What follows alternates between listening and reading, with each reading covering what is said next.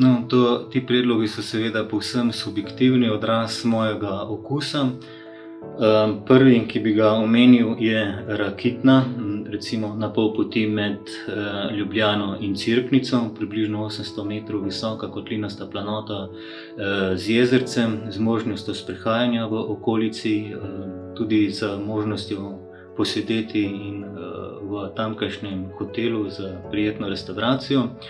Druga stvar, ki bi jo omenil, je Koper, res da precej znano turistično mesto, ki pa je predvsem izven glavne turistične sezone dokaj mirno. Tam še vedno ljudje živijo na način, kakor se živi v obmorskih mestih, torej ne na tak način, kakor ga diktira turizem.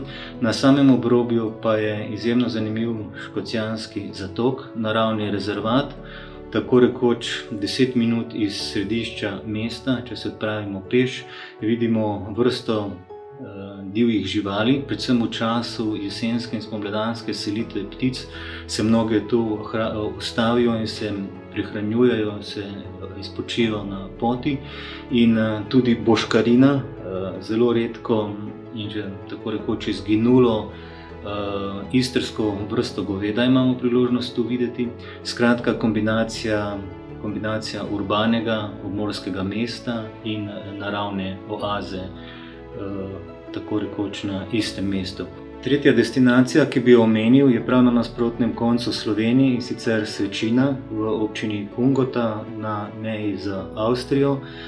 Znana pa je po tistem slovitem srcu med vinogradi, ki so se ga celo Francozi izposodili za promocijo nekega svojega vinorodnega okoliša.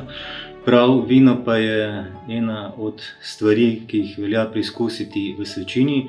V zadnjih 10-15 letih je to že sicer tradicionalno vinorodno območje izjemno izboljšalo kvaliteto svojih vin, pa tudi sicer so ti kraji izjemno prijazni, veliko je možnosti za sprehajanja, tudi za pohodništvo, za obisk nekaterih turističnih kmetij.